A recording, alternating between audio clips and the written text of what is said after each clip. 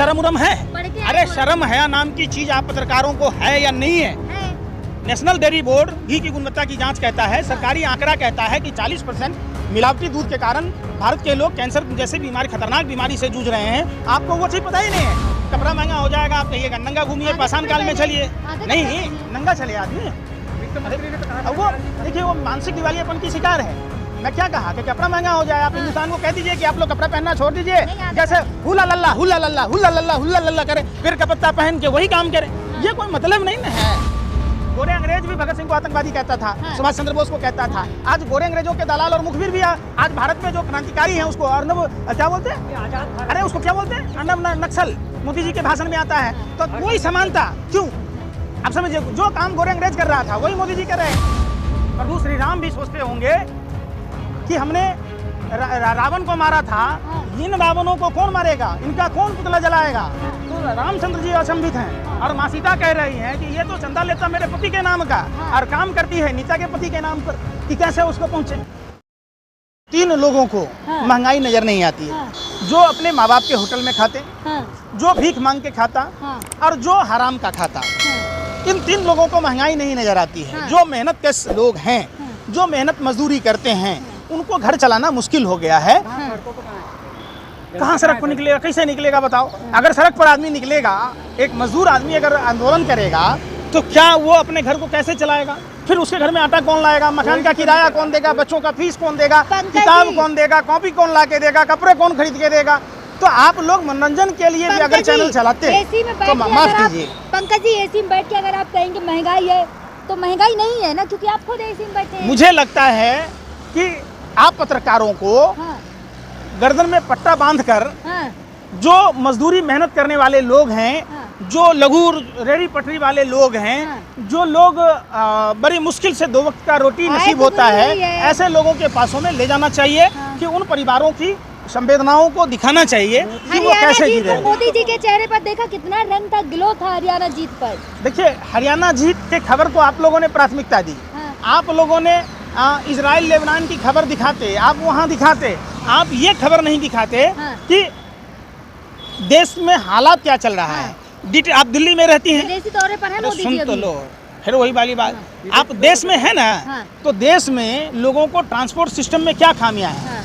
आप कभी किसी अस्पतालों के बाहर जाकर देखिए, आप उन परिवारों के घर के बाहर जाकर देखिए जिनका छत लग रहा है। तो मुमकिन है, मान जाए। मोदी है तो महंगाई निश्चित है, मोदी है तो महंगाई है, मोदी है तो महिलाएं असुरक्षित है, मोदी है तो युवा बेरोजगार है, मोदी है तो देश के किसानों को लागत पर 50% जोड़कर जो MSP नहीं मिलनी गारंटी है, ये है मोदी की गारंटी। लग रहा है 5 किलो अनाज आप ले नहीं रहे हैं। एक बात बताइए, 5 किलो अनाज लेते तो ऐसा नहीं बोलते। आप समझिए बात को। आप 400 का सिलेंडर था और आज 1000 के आसपास हो गया। जो आटा 10 रुपए किलो मिल रहा था, जो आलू 10 रुपए का 5 किलो मिल रहा था, आज उस हिसाब से कमाई बढ़ी है क्या?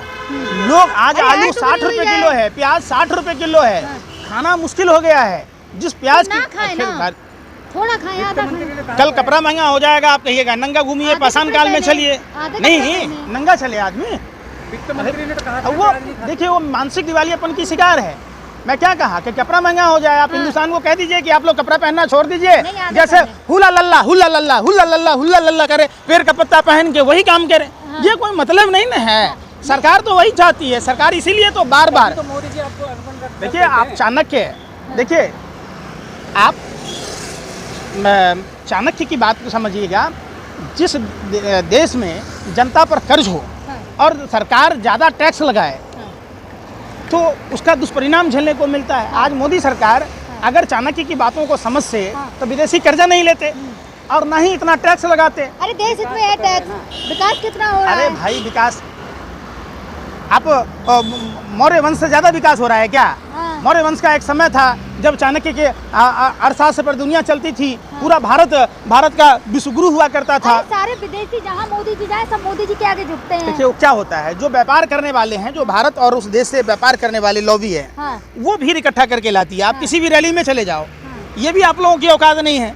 उस रैली में जो पार्टी के कार्यकर्ता होते हैं, पदाधिकारी होते हैं, बसों में भरकर भीड़ लाते हैं। ठीक उसी तरीके से विदेशों में ये बात होता है कि जो कंपनियां जो लाइजनर, जो बिचौलिए सरकार से अपने काम धंधे करती है, व्यापार करती है, तो वो बसों में भरकर भीड़ लाती है और वो वहाँ प्रोग्राम होता है।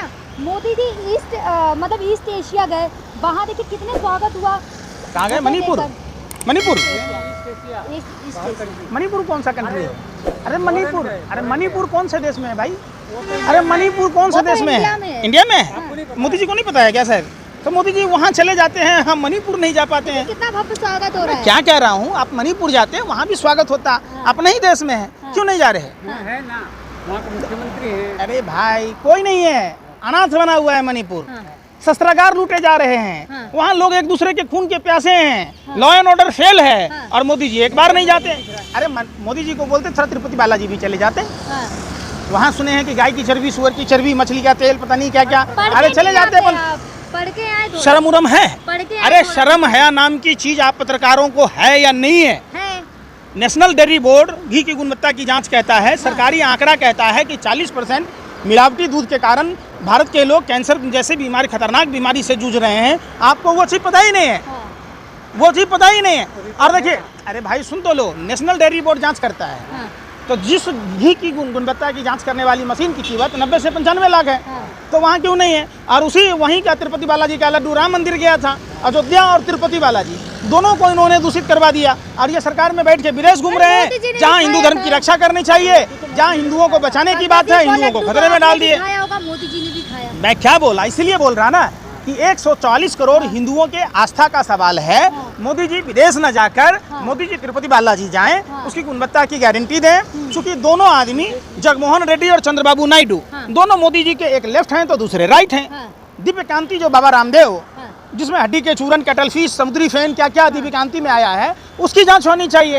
ये देखिए, हिंदू धर्म जब से वाजपेयी है, हिंदू खतरे में है, जबकि देश का प्रधानमंत्री हिंदू, राष्ट्रपति हिंदू, मुख्यमंत्री हिंदू, राज्यपाल हिंदू। मतलब सही कहते बीजेपी वाले कि हिंदू सच में खतरे में है। हम देखिए, बीजेपी जो भी बयान देती है, वो बीजेपी के लोग अपने को सलमान खान समर्थन में आ गए, समर्थन में नहीं, समर्थन में आ गए। फिर बात कुछ भी नाचते रहते हैं आप लोग। हम कह रहे हैं कि जो आदमी हिंदू धर्म की बात कहता हो, हिंदू धर्म बचाने की बात कहता हो, वही आदमी हिंदू धर्म को खतरे में डाल रहा है। आप पूरे देश में घी के सैंपल लीजिए, पूरे देश खतरे में डाल रहे हैं हिंदुओं को। देखिए, गोरे अंग्रेज भी यही बात कहता था, जो देश के आज़ादी के लड़ाई लड़ने वाले लोग थे, उसको आतंकवादी कहता था। अर्नब को अरे सुनिए ना, फुसुर मत करो, सुनो। गोरे अंग्रेज भी भगत सिंह को आतंकवादी कहता था, सुभाष चंद्र बोस को कहता था। आज गोरे अंग्रेजों के दलाल और मुखबिर भी आज भारत में जो क्रांतिकारी हैं, उसको अर्नब क्या बोलते हैं? आजाद भारत। अरे उसको क्या बोलते हैं? अर्नब नक्सल मोदी जी के भाषण में आता है। तो कोई समानता क्यों? आप समझिए, जो काम गोरे अंग्रेज कर रहा था वही मोदी जी कर रहे हैं, वही अपने देश के लोगों को कर रहे हैं। गोरे अंग्रेज भी देश के क्रांतिकारियों को। हर मंदिर में क्या पतंजलि का शुद्ध गाय का देसी घी है? कौन सा शुद्ध देसी घी? पतंजलि का शुद्ध गाय। उसका कुछ भी नहीं है, उसका दिल काला है, पैंट से भी काला। ये जो काला देख रहे हैं ना, कोयला से भी काला है, और इसकी जांच होनी चाहिए। जब जांच होगी, अरे गाय कितना मूत्र विसर्जन करती है भाई, आप बताओ। ये कांडा भी बेचने लग गया, जींस से खुजली होता था, जींस बेचने लग गया। वो तो संयोग है कि वो रामदेव व बालकृष्ण चला गया हिमालय की गोद में, नहीं तो नमक वहाँ सर जाता। आज तक लाखों बरस से नमक सर नहीं रहा था। परसों पुराना नमक, इतना आप सोचो कितना बड़ा फ्रॉड है कि जो लाखों बरस पुराना नमक है, जो हिमालय की गोद में था, वो सरा नहीं। पंकज जी ऐड है, अरे कोई ऐड नहीं है, समझो। ये सब दिग्भ्रमित करने वाला खेल है। ये हिंदुओं के नाम पर आपने अयोध्या की सेना की जमीनें देखें, 2.25 अगला कानिया को दे दिया गया। जहाँ सेना के लिए आरक्षित जमीनें थी, श्री श्री रविशंकर को दे दिया गया, यहाँ तक कि अडानी को दे दिया गया। अरे भाई, आपको सुनो, आपको उजाड़ के, आपको आपके घर से भगा के, अयोध्या के जो बासिंदे थे उनको भगा के कौन सा विकास है? ये तो विनाश है। जिनके पुरखों ने, सुन तो लो ना, सुन नहीं रहे ना, टूरिज्म बढ़ेगा, होटल खुलेंगे। मैं क्या कह रहा हूँ, कौन पूजा करेगा भगवान राम की जब लोग ही नहीं रहेंगे, हम नहीं रहेंगे, आप नहीं रहोगे? कहाँ से आएंगे? मर जाइए जी तो कौन खाइए घी? आप बताओ, मर जाइए जी तो कौन खाइए घी? अरे भाई सुन लो यार, प्रभु श्री राम भी सोचते होंगे कि हमने रावण को मारा था, इन रावणों को कौन मारेगा, इनका कौन पुतला जलाएगा?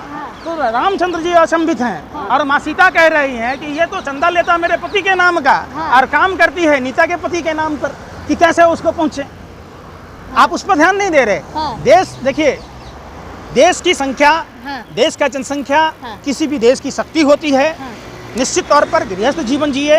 हिंदू धर्मशास्त्र में गृहस्थ जीवन ही सबसे बड़ा धर्म है। संतानोत्पत्ति कीजिए। देश के विकास में अगर आप गृहस्थ जीवन नहीं जीते, संतानोत्पत्ति नहीं करते, तो फौज में कौन जाएगा, डॉक्टर कौन बनेगा, इंजीनियर कौन बनेगा, मजदूर कौन बनेगा, किसान कौन बनेगा। इसलिए धर्मशास्त्रों को पढ़िए।